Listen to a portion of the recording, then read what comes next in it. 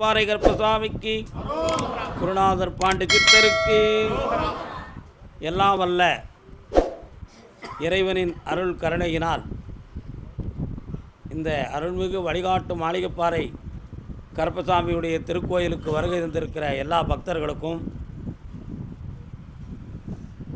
நமது கோவிலின் அருள் நிறை காட்சிகளை, அருள் நிறைந்த ஒவ்வொரு நிகழ்வுகளையும் யூடியூப் சேனல் மூலமாக உலகமெங்கும் பார்த்து தன் எண்ணங்கள் நிறைவேற வேண்டும் என்று சொல்லி மனதுக்குள்ளே பிரார்த்தனை செய்து கொண்டிருக்கிற எல்லா பக்தர்களுக்கும் உங்கள் அனைவருடைய எண்ணமும் நிறைவேறி இந்த பூவுலகில் புனிதமான வாழ்வை நீங்கள் பெற வேண்டும், அதற்கு கருப்பசாமி உங்களுக்கு கருணை பெற வேண்டும் என்று சொல்லி உங்களுக்காக நான் பிரார்த்தனை செய்து கொள்கிறேன்.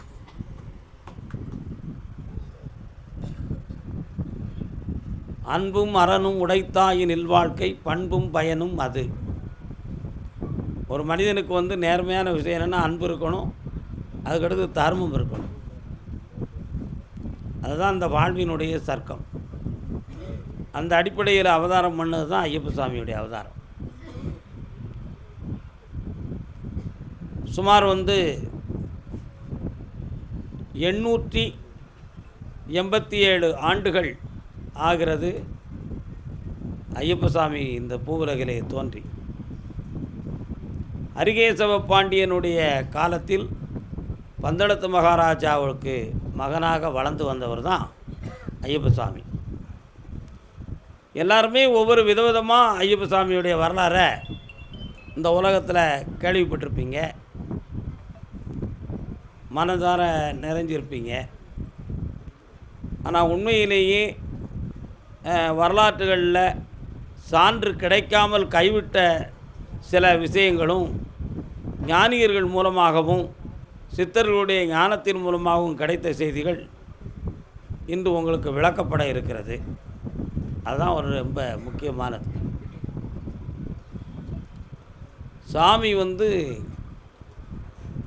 அந்த பம்பையாற்று கரையில் ஒரு சித்தர் தவம் இருந்து கொண்டு இருந்தார். அப்படி தவம் இருந்து கொண்டு இருக்கிற பொழுது பரமேஸ்வரன் வேடர் ரூபத்தில் இன்னும் 9 தினங்களில் மகாவிஷ்ணுவும் ஈசனும், மகாவிஷ்ணு மோகினியாகவும் ஈசன் சர்வ மங்களம் நிறைந்த ஒரு ஆண்மகனாகவும் தோன்றி காட்டு வேடர்கள் போலவே காட்சியளித்து ஒரு குழந்தை பிறக்கும், அந்த குழந்தையை உன்னிடத்தில் நான் தருவேன், அந்த குழந்தை இந்த கலியுகத்தில் தர்மத்தை காப்பதற்காக பந்தளத்து மகாராஜாவுடைய அரண்மனையில் பிள்ளையாக வளர்ந்து வரும், அப்படி என்ற ஒரு வாக்கை அந்த சித்தரிடம் சிவபெருமான் கூறினார். வேடருடைய சொரூபத்தில் கூறினார். இதுதான் அந்த வரலாற்றில் ரொம்ப முக்கியம். சில நாட்கள் கழிந்து பந்தளத்து மகாராஜா தனக்கு குழந்தை இல்லை அப்படின்னு நினச்சி ரொம்ப மன வருத்தப்பட்டு வேதனைப்பட்டு இருக்கிற பொழுது வனத்திற்கு வேட்டையாடவும் நம்முடைய எல்லையில் இருக்கக்கூடிய கானகத்தை சுற்றித் திரியவும் போக வேண்டும் என்று சொல்லி தன்னுடைய வீரர்களோடு அவர் புறப்பட்டார். அப்படி புறப்படுகிற காலம் அந்த சித்தர்களுடைய அந்த சித்தர் தவமிருந்த சித்தருடைய கையில் அந்த குழந்தையை வேடர் ரூபத்தில் சிவனும் விஷ்ணுவும் கையில் கொடுத்து வளர்க்க சொன்னார்கள். அந்த குழந்தை பிறந்து சுமார் 18 நாட்கள். அதில் 18வது நாள் தான் பம்பையாற்று கரைக்கு வேட்டைக்கு போகிறார் பந்தளத்து மகாராஜா. அந்த நேரத்தில் ஒரு குழந்தையினுடைய அழுகுரல் கேட்கிறது. அழுகுரல் கேட்கும் பொழுது நாம் ஏற்கனவே குழந்தை இல்லாமல் வந்திருக்கோம், ஏதோ ஒரு குழந்தையின் தாகம் தெரிகிறதே என்று சொல்லி பக்கத்தில் போய் பார்க்கும் பொழுது ஒரு மரத்தின் அடியில் ஒரு குழந்தை படுத்து அழுதுகிட்டு இருக்குது. பெற்றோரை காணலை. ஏன்னா பெற்றோர்கள் இறைமயமானார்கள்ங்கிறது தானே அவங்களோட சான்று கிடையாது. அந்த குழந்தையை போய் எடுக்கிற நேரம் அந்த சித்தர் அங்கிருந்து வந்தார். அவர் கூறினார், மகாராஜா, இந்த குழந்தையை நீ வளர்ப்பதற்காகத்தான் நான் காத்திருந்தேன். ஈசனும் மகாவிஷ்ணுவும் மோகினி அவதாரம் கொண்டு வேடர்கள் சொரூபத்தினுடைய மானிட பிறப்பாக காட்சியளித்து இந்த குழந்தையை என்னிடம் கொடுத்தார்கள். நீ வளர்த்து இந்த குழந்தையை நீ பிள்ளையில்லாத தாகத்தை தீர்த்து கொள்வாயாக. ஆனால் இந்த குழந்தை ஞான குழந்தை என்பதை நீ மறந்துவிடக்கூடாது. எவ்வளவு காலம் உன்னிடம் பிள்ளையாக இருக்கும், எவ்வளவு காலம் கழிந்து அது தவத்தை நோக்கி செல்லும் என்பது நீ காலப்போக்கிலே உணர்ந்து கொள்வாய். அதுவரை இந்த பிள்ளையை நீ தெய்வீகமாகவும் மனித பிள்ளையாகவும் இணைந்து நீ வளர்த்து கொள்ள வேண்டும் என்று சொல்லி வாக்களித்து அந்த குழந்தையை கொடுத்தார். அந்த குழந்தையை கொண்டு வந்து பந்தளத்து மகாராஜா ஒரு பக்கத்தில் மன மகிழ்ச்சியும் இன்னொரு பக்கத்தில் மன வருத்தத்தோடுமே அந்த பிள்ளையை வளர்த்தார். வருத்தம் என்ன அப்படின்னு நினைத்தால், எவ்வளவு காலம் கழித்து இவன் தவத்துக்கு செல்வான் என்பதை சூட்சகமாக அந்த சித்தர் சொல்லிட்டாரே, அது எப்பொழுதென்று தெரியவில்லையே, இந்த குழந்தை நம்ம விட்டு பிரிந்து விடுமோ அப்படி என்ற ஒரு வருத்தம். ஆனால் குழந்தை கிடைக்கவில்லை என்ற ஒரு தாகம் நீங்கி ஒரு பிள்ளை கிடைத்தது என்ற ஒரு மகிழ்ச்சியும் அவர் உள்ளத்தில் இருந்துச்சு. அந்த குழந்தை நாளொரு மேனியும் பொழுதொரு வண்ணமுமாக வளர்ந்து இருக்கிற பொழுது அந்த நேரத்தில் கல்வி ஞானத்தை போதிக்க வேண்டும் என்று சொல்லி குருகுலத்துக்கு மன்னர்கள் காலத்தில் குருகுல பள்ளின்னு வச்சுருப்பாங்க.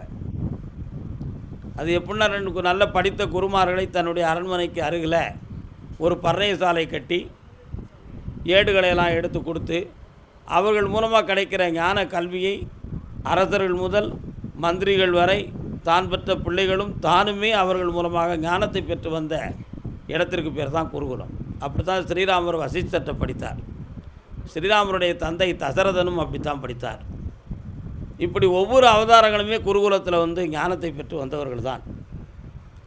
இந்த விஷயம் நடந்து கொண்டு இருக்கிற பொழுது தான் குருமகானுடைய குழந்தைக்கு வாய் பேச முடியாத ஒரு நிலை இருந்தது. இதையெல்லாம் ஆராய்ச்சிக்குரிய விஷயங்கள் தான். ஐயப்பசாமி அந்த இடத்துக்கு சென்ற உடனேயே அந்த பையனை பார்த்து அவன் கண்ணீர் விடுவதை கண்டு அவனை தொட்ட உடனேயே அந்த குழந்தை வாய் பேசியது. இதில் தான் விஷயம் இருக்குது. பையனுக்கு 9 வயசு இருக்கும். ஐயப்பசாமிக்கு 9 வயசு சிறுவன் அந்த வாய் பேசாத குழந்தை குருமகானுடைய குழந்தையை தொட்ட உடனேயே அப்பா என்று கதறிட்டான். அப்போ அந்த வாய் பேசப்பட்டது. அப்போ நடந்தது என்ன அப்படிங்கிறத நம்ம சூட்சமாக அறியணும். ஐயப்பசாமி தெய்வ அவதாரம் என்பதை உணர்த்துவதற்கு அது ஒரு காரணமாக இருந்தது.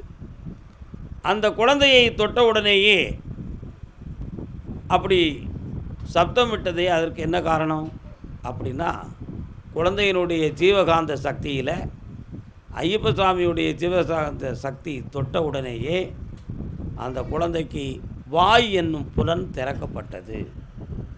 இதுதான் சித்தர்கள் ஞானிகளுடைய சக்தி. அந்த வாய்ப்புலன் திறக்கப்பட்ட உடனேயே ஐயப்பசாமி ஞான குழந்தை என்பதை குருமகான் புரிந்து கொண்டு அவருக்கு தனி மரியாதையும் அவருடைய ஆன்மாவுக்கு தனிப்பட்ட விளக்கங்களையும் சொல்லி தானும் அந்த பலனை அடைந்து மகாராஜனிடமும் அதை சொல்லி வந்தார். இப்படி ஒரு விந்தை நடந்தது என்ற விஷயத்தை கூறினார்.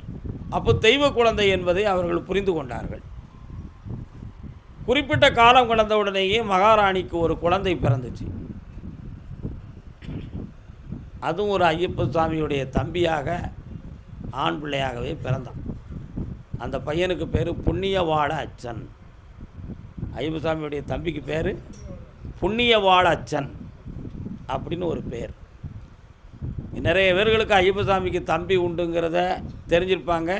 ஆனால் இந்த பெயர் தான் அப்படிங்கிறத தெரிஞ்சிருக்க வாய்ப்பில்லை. ஆனால் நம்ம அந்த புண்ணியவாள அச்சனுங்கிற பெயர் தான் சாமியுடைய தம்பியினுடைய பெயர். அதில் ஏற்கனவே துர்போதனை செய்வதற்கென்று ஒரு கூட்டம் உலகத்தில் இருந்துக்கிட்டே இருக்குமே. தர்மம் என்றாலே அதர்மம் இருக்கும், அறம் என்றாலே மரம் இருக்கும், நல்லதுனாலே கெட்டது இருக்கும், பாசிட்டிவ்னு சொன்னால் நெகட்டிவ் இருக்கும். இந்த உலகத்தினுடைய பிறப்பு தன்மையே அதுதானே, உண்மை அதுதானே. அது இல்லாமல் இந்த பூலோகமே கிடையாது. அதான் 2 1 2 2 இருக்கும். ஆணுன்னா பெண்ணு இருக்கும். என்ன, இளமை என்றால் முதுமை இருக்கும், பழமை என்றால் புதுமை இருக்கும். இருக்குமா இருக்காதா? முயற்சின்னு ஒன்று இருந்தால் அதுக்கு ஒரு அயற்சியும் இருக்கும். என்ன, எல்லாமே இப்படி தான் 2 2ஆகவே இறைவன் படைத்தான். சக்தியும் சிவமும் சேர்ந்து படைச்சதுனால அப்படி ரெண்டாகவே பிறந்துருச்சு. அதுதான் உண்மை, இதனுடைய கால தத்துவம் அது. அப்படி இருக்கும் பொழுது துர்போதனை செய்வதற்கு மந்திரியின் போதனையால் மதிமயங்கி தாயவளும். மந்திரி சொல்லுதார், அம்மா நீ ஒரு குழந்தையை பெற்றுட்ட, உன் வயிற்றில் பிறந்த பிள்ளை தான் இந்த நாட்டை ஆளணும். மணிகண்டன் இப்பொழுதே இந்த நாட்டுக்குள்ளே நிறைய மரியாதை உள்ளவனாக இருக்கான். அவனுக்கு நாட்டை கையில் கொடுத்தாச்சுன்னா நாளைக்கு நீயும் உன் பிள்ளையும் தனிமையாயிருவாங்க. அதனால் உன் பிள்ளைக்கு பட்டம் சூடுறதே மிகவும் சரியானதுன்னு சொல்லி ஒரு போதனையை செஞ்சான். அதான் எண்ணற கற்று எழுத்தற கற்று எண்ணற குத்தி படித்தாலும் பெண் புத்தி பின் புத்தின்னு சொல்லி ஒரு பழமொழியை வச்சுருந்தாங்க. நல்லா புரிஞ்சுக்கணும். எண்ணற குத்தி எழுத்தற கற்றாலும் பெண் புத்தி பின் புத்தி அப்படிங்கிறத சொல்லுவாங்க. ஏன்னா ஆம்பளையுடைய புத்தி முன்னறிவாக போய்கிட்டு இருக்கும், பொம்பளை அதுக்கு வேகத்தடை போட்டுக்கிட்டே இருப்பான்.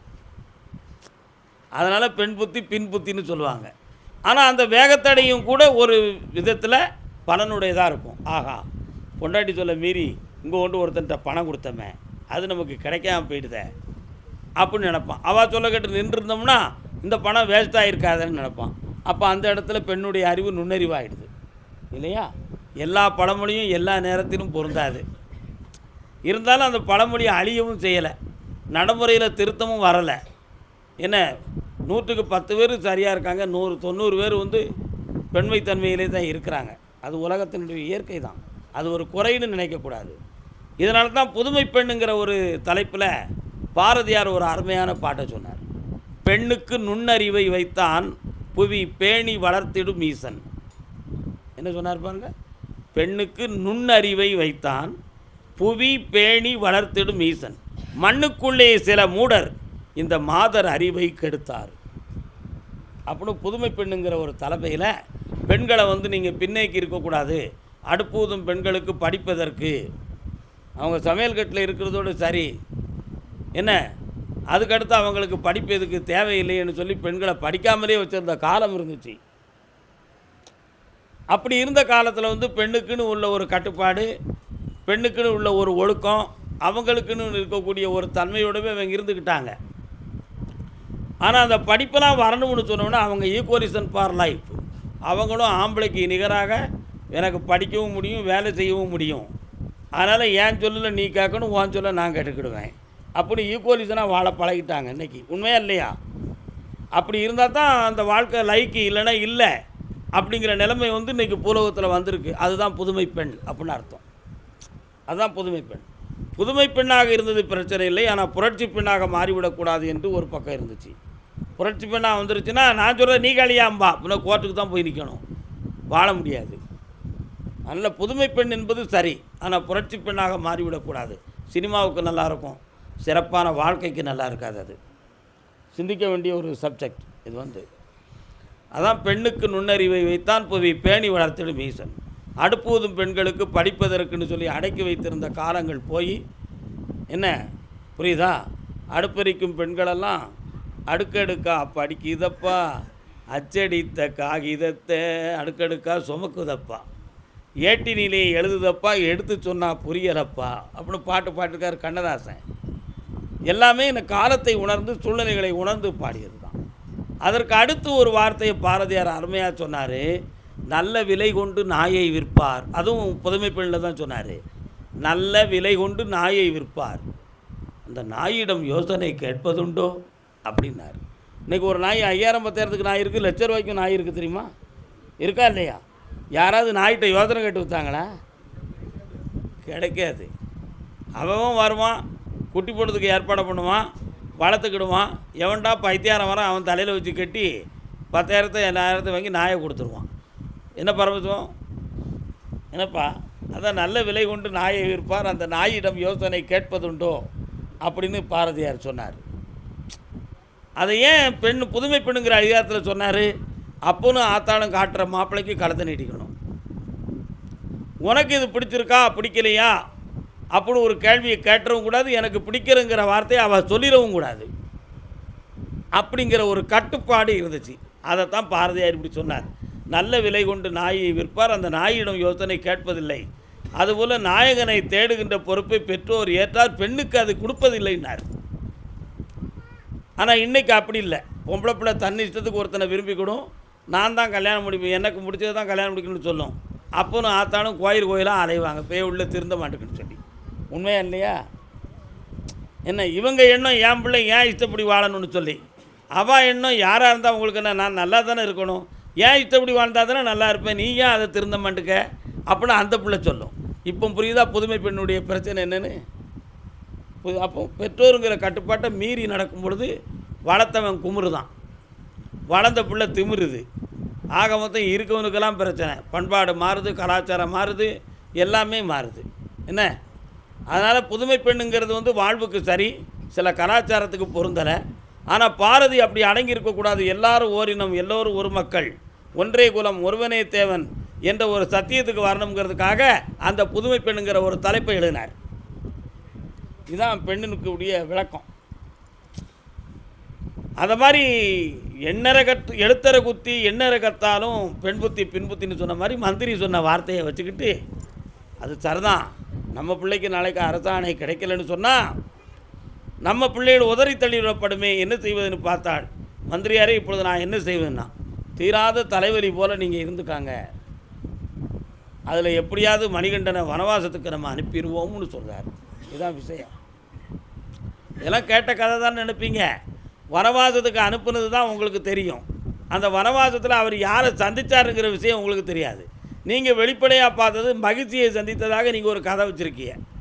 ஆனால் விஷயம் அங்கே இல்லை, அப்படி கிடையாது. அதுதான் இங்கே உள்ள ஞான ரகசியம். இதுதான் முக்கியம் இந்த இடத்துல. அப்போ உடனே இந்த நிலைகள் இருந்துக்கிட்டு இருக்கும் பொழுது தாய் தலைவலியால் படுக்கிறா. பார்த்தீங்கன்னா கோயிலில் சாமி ஆடுவாங்க. ஒருத்தனை குரு மாதிரி கொண்டு வந்து நிப்பாட்டிருப்பான். ஒருத்தன் சாமி ஆடுறவனுக்கும் குருவுக்கும் பிடிக்காதவனாக இருப்பான். இவன் திருநீர் போட்டு நான் அடங்கிடுவனோன்னு சாமி ஆடுறவன் நினைப்பான். எப்பேற்பட்ட சாமியும் நான் அடைக்கிறவன்னு சொல்லி குரு சொல்லுவான்.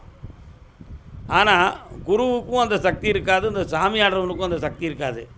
ரெண்டு பேருக்கும் மனசு தான் இருக்குன்னு அர்த்தம். நாம் குருங்கிற ஆணவம் இவனுக்கு, நம்ம தான் சாமிடான்னு சொல்லி இவனுக்கு.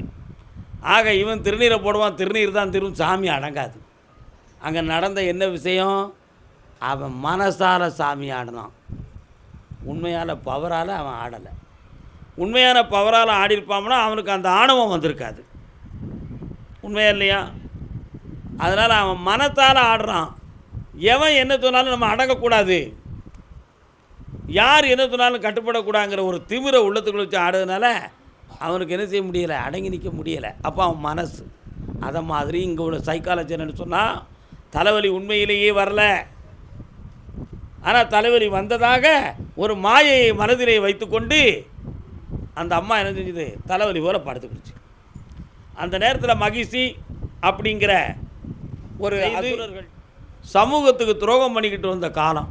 அந்த மகிழ்ச்சியை அளிப்பதற்காக மகாவிஷ்ணு முதல் சிவன் முதல் பிரம்மதேவன் வரை எல்லோரும் அயராத முயற்சி செய்து மணிகண்ட பெருமானை எப்படியாவது வனவாசத்துக்கு அனுப்பி மகிழ்ச்சியை வதைக்க வேண்டும் என்பதற்காக இந்த அம்மாவுக்கு மருந்து கொடுக்கக்கூடிய வைத்தியராக ரெண்டு பேரும் சேர்ந்து வராங்க.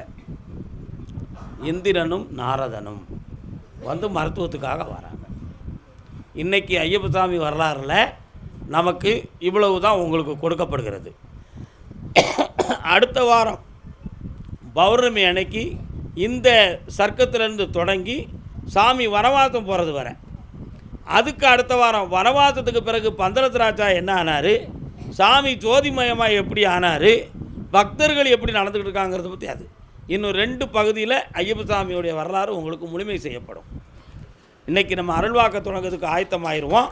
மாசில்லாத மனமே ஈசன் கோயில் என்று சொல்லி வெற்றியை காண்போம். வாழ்க வாழ்க.